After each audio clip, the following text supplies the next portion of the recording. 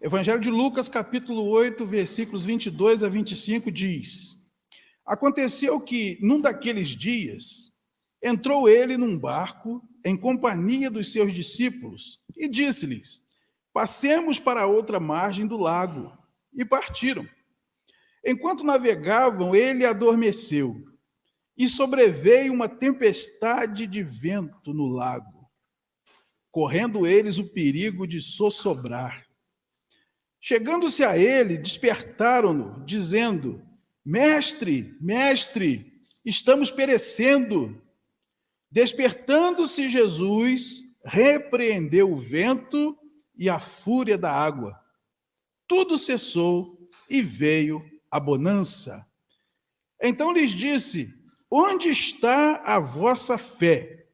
Eles, possuídos de temor e admiração, diziam uns aos outros: Quem é este que até os ventos e as ondas repreende e lhe obedece?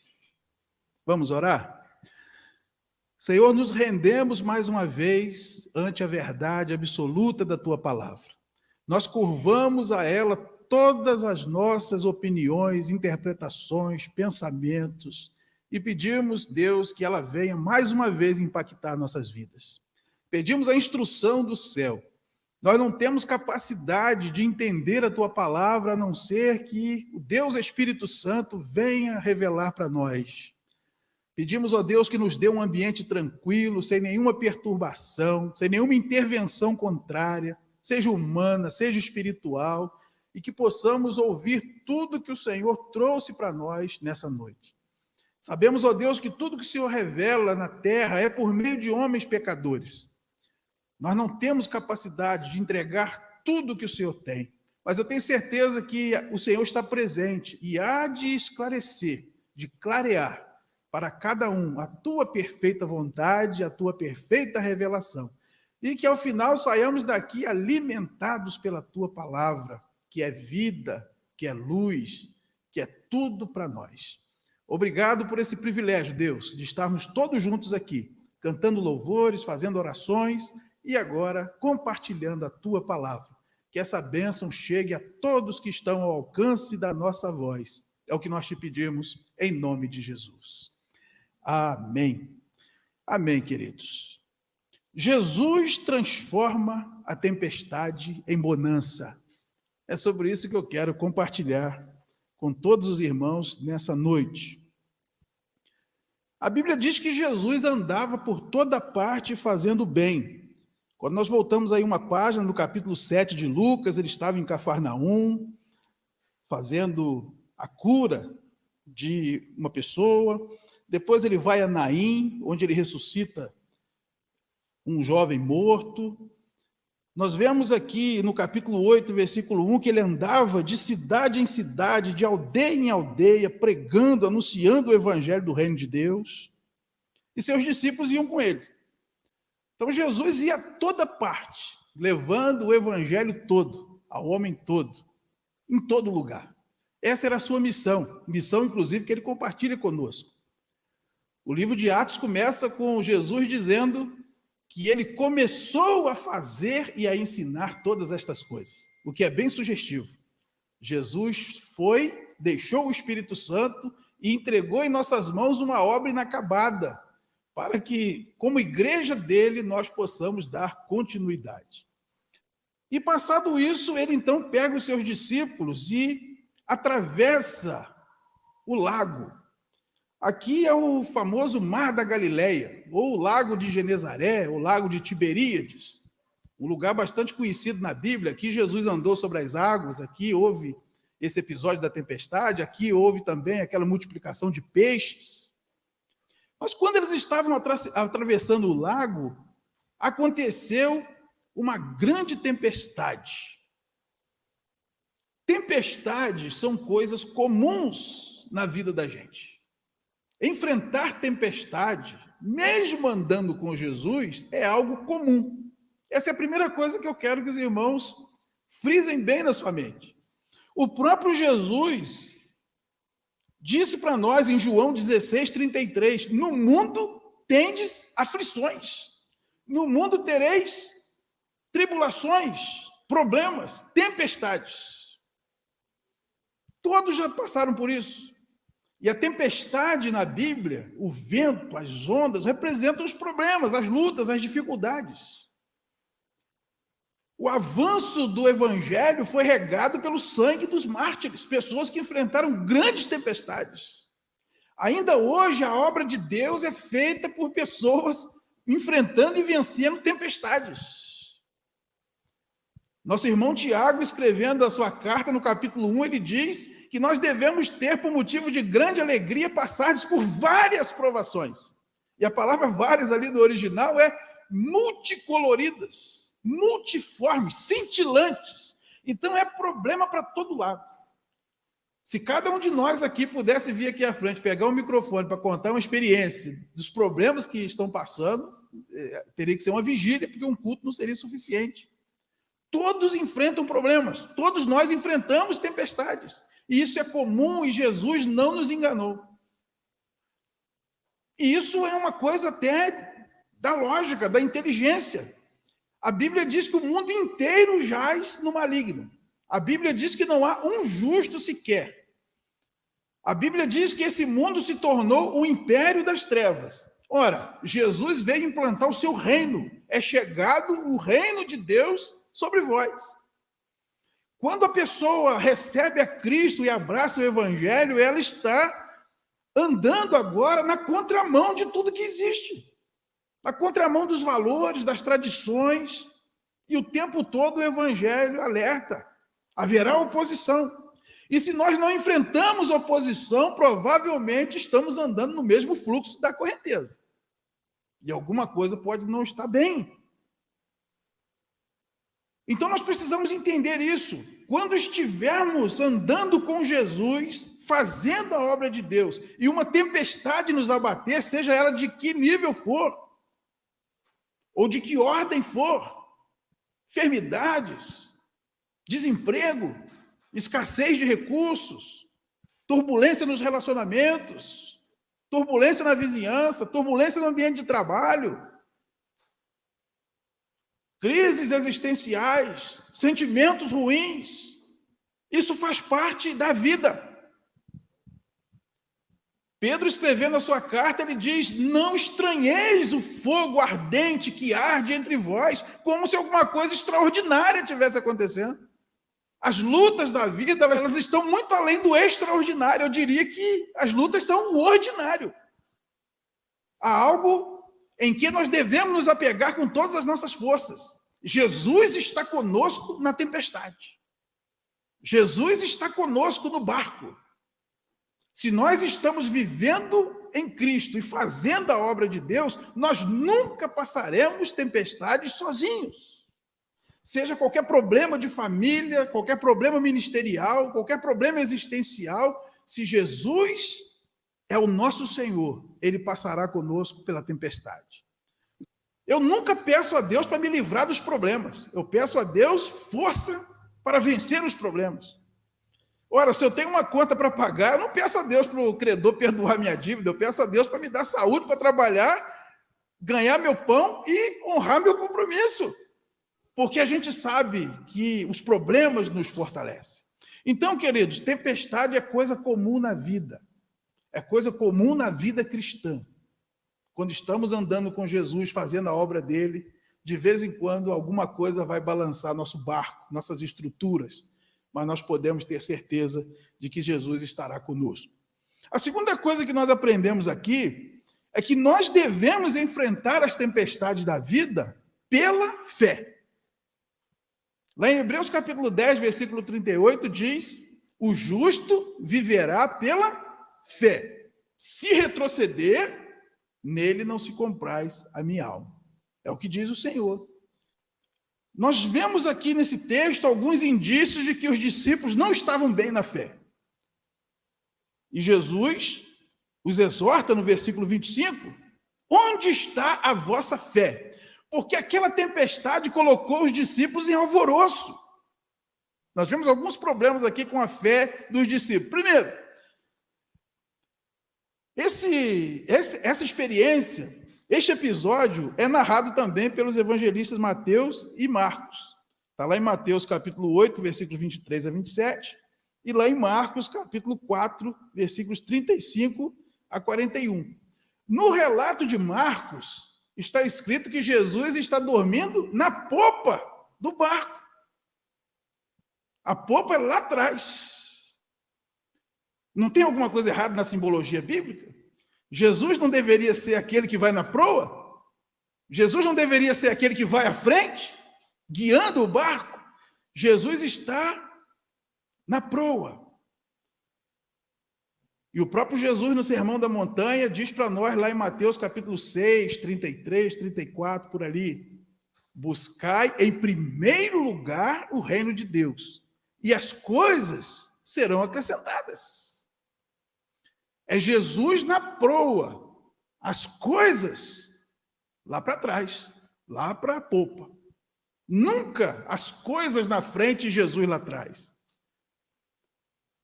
Vocês percebem que os discípulos tentaram resolver o problema por eles mesmos. Talvez quisessem mostrar serviço para o mestre. Isso representa nós tentando vencer na força da carne. Isso não é possível. Nós temos colocado Jesus à frente do nosso barco, à frente das nossas decisões, à frente das nossas questões, dos nossos problemas. Quando a tempestade vem sobre a nossa vida, o que nós fazemos? Nós tentamos resolver com a nossa capacidade, nós tentamos a ajuda de outras pessoas, ou nós colocamos Jesus na frente? Esse é o primeiro indício que havia alguma coisa errada com a vida espiritual daqueles discípulos. Uma outra coisa, os 3 evangelistas dizem que Jesus estava dormindo. Jesus dormia tranquilo, que para ele tempestade não é nada. Jesus é Senhor, nós vamos ver isso daqui a pouco. Só que isso denuncia um problema sério. Por que os discípulos não acionaram Jesus quando o problema começou a acontecer? Por que os discípulos deixaram a coisa complicar ao ponto de ficarem no desespero para acordar Jesus? O verso 23, no final, diz que eles estavam correndo o perigo de sossobrar. Sossobrar, na palavra original, é encher d'água. No dicionário Aurélio, diz que é afundar. Mas é a mesma coisa. Se encher d'água, afunda. As ondas começaram a bater com força, o vento jogando aquele monte de água, o navio começou a encher d'água, e eles, então, desistiram de resolver o problema com a sua própria força e sua própria capacidade. E foram acordar Jesus. E eu gostaria que a gente refletisse sobre esse aspecto desse texto. Será que nós não estamos agindo assim também em relação ao nosso Senhor? Será que nós não estamos carregando no nosso barco um Jesus adormecido? Eu quero fazer um paralelo, porque quando Jesus subiu ao céu, ele disse: deixo-vos um consolador, vós não estareis sozinhos. Jesus foi elevado ao céu, nós vemos isso lá em Atos capítulo 1, e no capítulo 2, no Pentecostes, o Espírito Santo foi derramado sobre nós. Para ser o substituto de Jesus, sendo que os dois, eles são um só, porque Pai, Filho e Espírito Santo é Deus. Mas na economia da Trindade, nos evangelhos, é Jesus, Deus entre os homens. E depois do Pentecoste, é Deus habitando no ser humano, na pessoa do Espírito Santo. E quando nós lemos, lá em 1 Tessalonicenses, capítulo 5, versículo 19, nós encontramos lá: não apagueis o Espírito. Algumas traduções vão dizer: não extingais o Espírito. Nós somos crentes, nós temos o Espírito Santo habitando em nós, mas esse Espírito Santo está acordado ou está dormindo? Está aceso ou está apagado? Está vivo ou está extinto? É algo para a gente pensar. Porque se o Espírito Santo não é o Deus vivo presente em nossa vida, que está lá na frente, nos orientando, porque a Bíblia diz que Ele nos guiará a toda a verdade. Ele nos fará lembrar de todas as coisas. Ele nos convencerá do pecado, da justiça, do juízo. Ele distribuirá dons espirituais sobre a nossa vida. Ele nos fará produzir o fruto espiritual. Ele nos dará a sua unção, João disse. Então o Espírito Santo é tudo para nós. Se o Espírito Santo está dormindo, está apagado, está extinto, como é que nós vamos enfrentar as tempestades da vida? A única coisa que vai nos restar é o braço humano. E a nossa força é limitada. Jeremias vai dizer: maldito o homem que confia no homem. Maldito o homem que confia em si mesmo. Maldito o homem que confia em outra pessoa para resolver seus problemas espirituais. Nós precisamos despertar Jesus. Nós precisamos nos encher do Espírito Santo para que possamos enfrentar e vencer essas tempestades. Escrevendo aos Efésios, no capítulo 5, Paulo diz: não vos embriagueis com vinho, mas enchei-vos do Espírito. Vocês percebem como o vinho altera o ser humano? É fácil identificar um ser humano cheio de vinho, não é? Vinho ou coisa semelhante, né? Fala diferente, anda diferente, fica valente. Pega 4 ou 5 na mão, ele pega, né? Se vai bater ou apanhar, não sabe, mas correr não corre. Porque o vinho é um elemento externo que altera o homem. Só que a Bíblia diz: o vinho traz dissolução.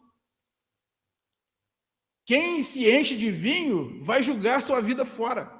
Vai dissolver seu patrimônio, vai dissolver seu emprego, vai dissolver sua família, vai dissolver sua saúde. Se o vinho, que é algo material, feito pelo homem, pode alterar dessa forma um ser humano, imagine o Espírito Santo. Imagina um homem cheio do Espírito Santo. O quão mais ele será valente, desinibido, falante das coisas boas de Deus. Então nós precisamos acordar o Espírito Santo em nossa vida, sermos cheios do Espírito Santo para enfrentar as tempestades. E por último, Jesus transforma a tempestade em bonança. Os 3 evangelistas vão dizer isso. Depois que Jesus agiu, fez-se grande bonança. Bonança é exatamente o contrário da tempestade. Bonança é calmaria. Bonança é vermos o arco-íris. É vermos que o problema passou. E quantos de nós aqui já passamos por isso, né? No meio daquele redemoinho, você fala: nunca vou sair desse negócio. E quando você vê, chega a bonança. Aquela conta que você achou que nunca ia pagar, pronto, seu nome está limpo.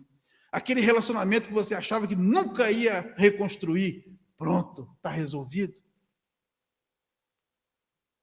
Aquele pecado que você achou que nunca seria perdoado, que você nunca seria restaurado, você agora é um vaso de honra de novo nas mãos de Deus. Por quê? Porque Jesus é o Senhor de todas as coisas e Ele pode transformar a tempestade em bonança. Colossenses capítulo 1, versículos de 15 a 17, diz sobre Jesus: Ele é a imagem do Deus invisível, o primogênito de toda a criação, pois nele foram criadas todas as coisas nos céus e sobre a terra, as visíveis e as invisíveis, sejam tronos, sejam soberanias, quer principados, quer potestades, tudo foi criado por meio dele e para ele. Ele é antes de todas as coisas, e nele tudo subsiste. Voltando poucas páginas, em Filipenses, no capítulo 2, versículos 9 a 11, o mesmo Paulo escreve agora a outra igreja, a igreja de Filipos: pelo que também Deus o exaltou sobremaneira e lhe deu o nome que está acima de todo nome, para que ao nome de Jesus se dobre todo o joelho no céu, na terra e debaixo da terra, e toda língua confesse que Jesus Cristo é Senhor, para a glória de Deus Pai. Quem é esse que até os ventos e o mar obedece? A Bíblia diz que Jesus é Senhor de tudo que há no céu, na terra e debaixo da terra. Quando falamos do céu, né, pensamos nos anjos, arcanjo, querubim, serafins, todos os seres celestiais. Quando falamos da terra, nós falamos do ser humano, dos animais, dos fenômenos naturais. Jesus é Senhor. E quando a Bíblia fala debaixo da terra, até os demônios, até o inferno está submisso ao senhorio do Senhor Jesus. Todo joelho se dobra e toda língua confessa que Jesus é Senhor. Então não precisamos temer as tempestades, basta termos fé no Senhor, porque Ele manda no vento, Ele manda nas ondas. E a Bíblia mostra Jesus sendo Senhor de todas as coisas. Os evangelhos mostram Jesus exercendo a sua soberania, o seu poder, mesmo sendo 100% homem. Nós vemos como o seu nome era poder, curando toda sorte de enfermidade, ressuscitando mortos, tratando de questões inimagináveis ao ser humano, multiplicando pão, multiplicando peixe, transformando água em vinho. Não há nada e ninguém nesse mundo que não esteja sujeito ao poder de Jesus. Ele pode fazer chover e parar de chover, ventar e parar de ventar. Ele pode fazer a terra se abrir. Ele pode dar ordem aos anjos, como pode dar ordem aos animais para te socorrerem e te protegerem. Ele pode, inclusive, mover o coração das pessoas, se Ele quiser, a nosso favor. Não há nada e ninguém que esteja fora do senhorio de Jesus. Ele não é Senhor só dos crentes da igreja, Ele é Senhor de tudo que há, até dos demônios. Porque se Ele mandar, os demônios obedecem, e os demônios, inclusive, vão agir a nosso favor, se Jesus mandar. Ele é o Senhor. Então, queridos, as tempestades desse mundo são algo comum. Não é para assustar, não é para considerar algo extraordinário. Oh, meu Deus, estou passando problema. Ah, não quero ser crente mais não, sou crente, agora estou cheio de problema. Jesus disse, no mundo tereis problemas. Jesus não tapeia ninguém. Jesus não fez marketing do evangelho. Se você ler em João capítulo 6, você vai ver isso lá com todas as letras. Jesus era seguido por uma multidão. Mas ele diz, essa multidão está querendo é comer pão. Essa multidão quer ver sinal. Essa multidão quer me fazer rei para poder parar de pagar imposto para Roma e arrumar uma bocada aí, né, no meu secretariado. E quando ele endureceu o discurso, no final do capítulo 6 de João, as pessoas começaram a sair, porque diziam, duro esse discurso, não dá para ouvir. E quando as pessoas começaram a debandar, ele chama os seus 12 discípulos e diz, vocês não querem aproveitar e ir embora também? E Pedro diz aquela frase maravilhosa, né? Senhor, para quem iremos?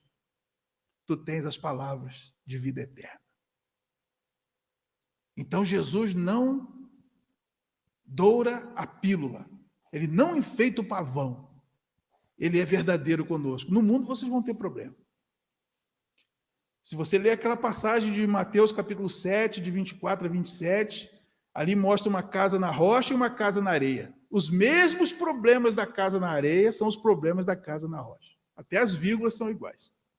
Cai a chuva sobre uma, cai a chuva sobre outra. Sopra o vento sobre uma, sopra o vento sobre outra. Transborda o rio contra uma, transborda o rio contra a outra. Qual é a diferença? A casa da areia tomba e é grande a sua ruína. A casa na rocha fica inabalável porque ela está construída na rocha. Então, se a nossa vida está em Cristo, os problemas virão, mas não vão nos derrubar, porque Ele está no barco conosco. Tudo que nós precisamos é ter fé nele, mantê-lo na frente da nossa vida, em primeiro lugar, nas nossas escolhas, decisões e atitudes.